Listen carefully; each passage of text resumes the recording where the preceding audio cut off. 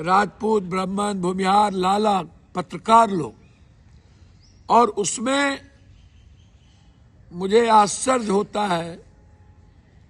मैंने जिंदगी में कभी किसी कवि को जात पात करते नहीं देखा, किसी बाबा को जात पात करते नहीं देखा। आवाज को उठा करके समाज को तोड़ने में लगे। इसमें कोई ऊंची जात और पिछड़ी जात का मुद्दा नहीं है। मैं स्वीकार करता हूं, एसटी, एससी, ईबीसी जिनकी दुकान नहीं चल रही है वो इस तरह के आवाज को उठा करके समाज को तोड़ने में लगे। इसमें कोई ऊंची जात और पिछड़ी जात का मुद्दा नहीं है।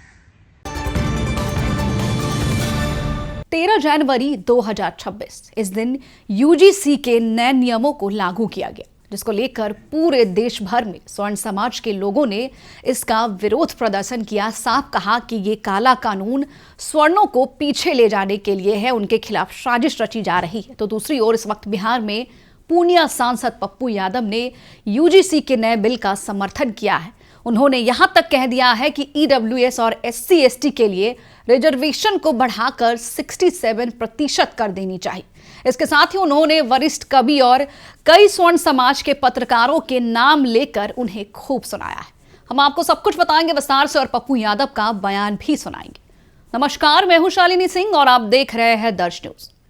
13 जनवरी 2026 को जैसे ही यूजीसी का नया बिल आया, पूरे देश भर में स्वर्ण समाज के बच्चों ने विरोध करना शुरू कर दिया। स्वर्ण समाज के बच्चों का साफ कहना है कि ये हमारे साथ गलत हुआ है, यूजीसी कानून नहीं, ये काला कानून है।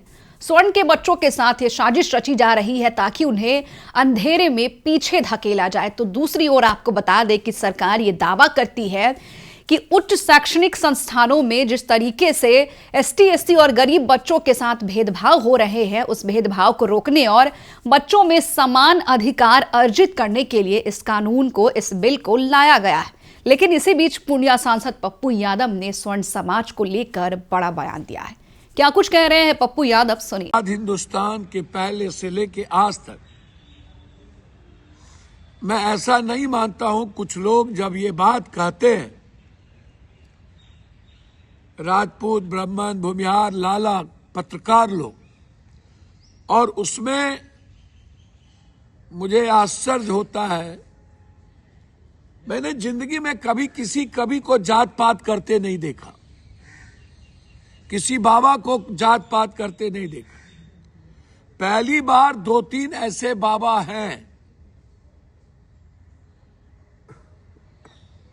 बहुत बाबा किए शुरू से, शंकराचार्य के काल से भी हुआ, लेकिन इतना खुल्लम खुल्ली ये बाबा लोग, इतना घटियापन, इतना गंध पैदा करना। एक तो बाबा तो खुल्लम खुल्ली हमको गाली दिए थे हमारे गिरिराज भाई के कारण। उसने फिर बोला कि आत्महत्या कर लेंगे, कर लेना चाहिए। और ये जो क्रांतिकारी कवि हैं कुमार विश्वास, ऐसे कवि को चुल्लू भर पानी में डूब के मर जाना चाहिए। जो समाज को, हमारे बच्चे समाज को नहीं तोड़ रहे हैं, जिनकी दुकान नहीं चल रही है वो इस तरह के आवाज को उठा करके समाज को तोड़ने में लगे। इसमें कोई ऊंची जात और पिछड़ी जात का मुद्दा नहीं है।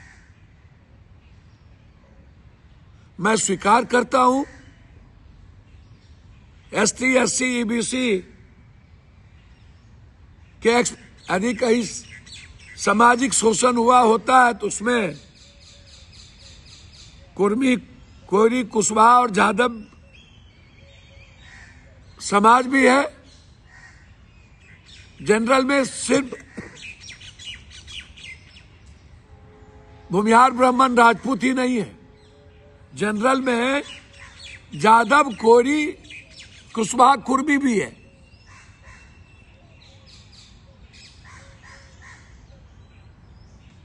लेकिन जो कानून बने हैं ये तो बिल्कुल एक नॉर्मल कानून है कि किसी बच्ची के साथ किसी गरीब विकलांग के साथ किसी जो आंख से हमारा ब्लाइंड हो उस बच्चे के साथ, किसी आर्थिक रूप से कमजोर बच्चों के साथ किसी भी तरह का कोई मजबूत गाड़ी घोड़ा वाला ताकतवर आदमी किसी भी जीनियस के साथ एक्सप्लॉयटेशन ना करे। आज हिंदुस्तान के पहले से लेके आज तक मैं ऐसा नहीं मानता हूं, कुछ लोग जब ये बात कहते हैं, राजपूत, ब्राह्मण, भूमिहार, लाला, पत्रकार लोग, और उसमें मुझे आश्चर्य होता है।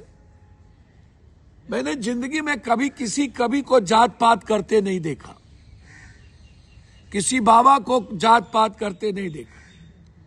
पहली बार 2-3 ऐसे बाबा हैं, बहुत बाबा किए शुरू से, शंकराचार्य के काल से भी हुआ, लेकिन इतना खुल्लम खुल्ली ये बाबा लोग, इतना घटियापन, इतना गंध पैदा करना। एक तो बाबा तो खुल्लम खुल्ली हमको गाली दिए थे हमारे गिरिराज भाई के कारण। उसने फिर बोला कि आत्महत्या कर लेंगे, कर लेना चाहिए। और ये जो क्रांतिकारी कवि हैं कुमार विश्वास, ऐसे कवि को चुल्लू भर पानी में डूब के मर जाना चाहिए। जो समाज को, हमारे बच्चे समाज को नहीं तोड़ रहे हैं, जिनकी दुकान नहीं चल रही है वो इस तरह के आवाज को उठा करके समाज को तोड़ने में लगे। इसमें कोई ऊंची जात और पिछड़ी जात का मुद्दा नहीं है। मैं स्वीकार करता हूं ST SC EBC के यदि कहीं सामाजिक शोषण हुआ होता है तो उसमें कुर्मी, कोयरी, कुशवाहा और जादव समाज भी है। जनरल में सिर्फ भूमिहार, ब्राह्मण, राजपूत ही नहीं है, जनरल में जादव, कोयरी, कुशवाहा, कुर्मी भी है।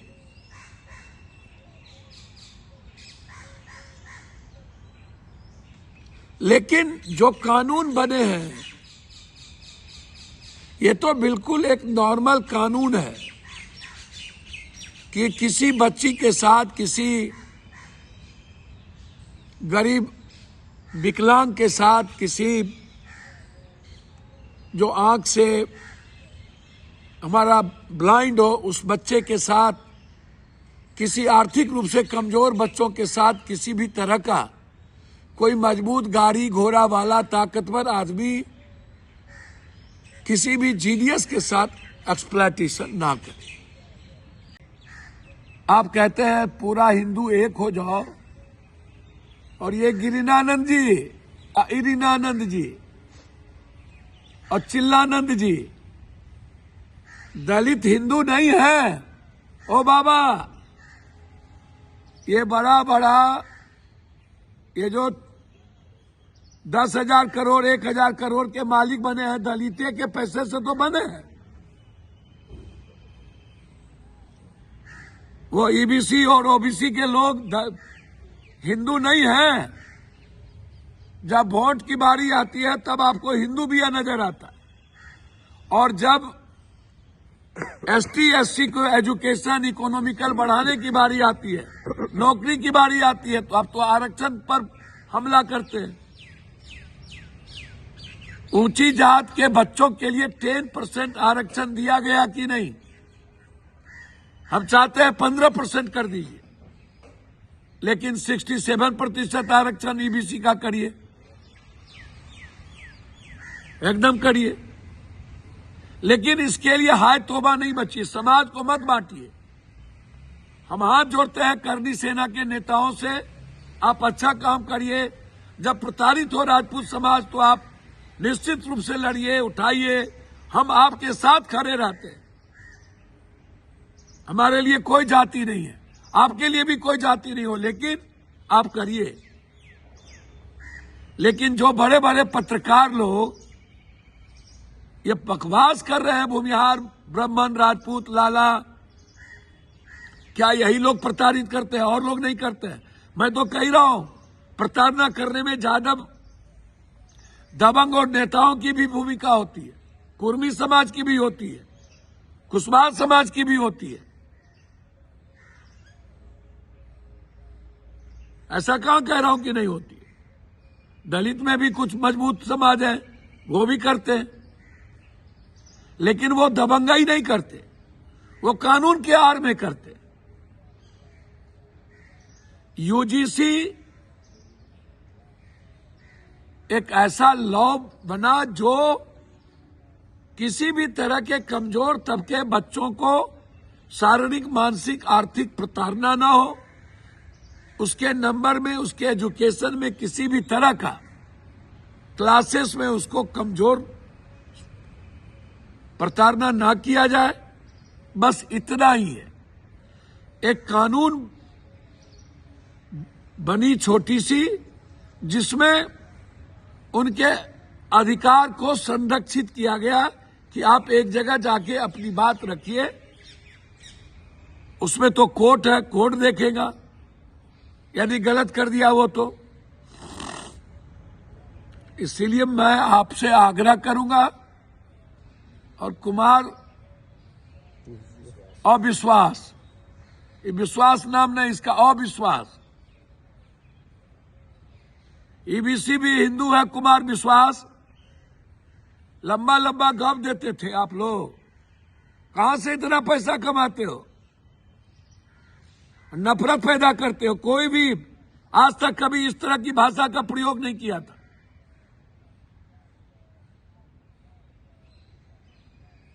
इसलिए ऐसे लोगों का सामाजिक बहिष्कार होना चाहिए, और ऐसे चुरकुट बाबा का जो नफरत पैदा करते हैं।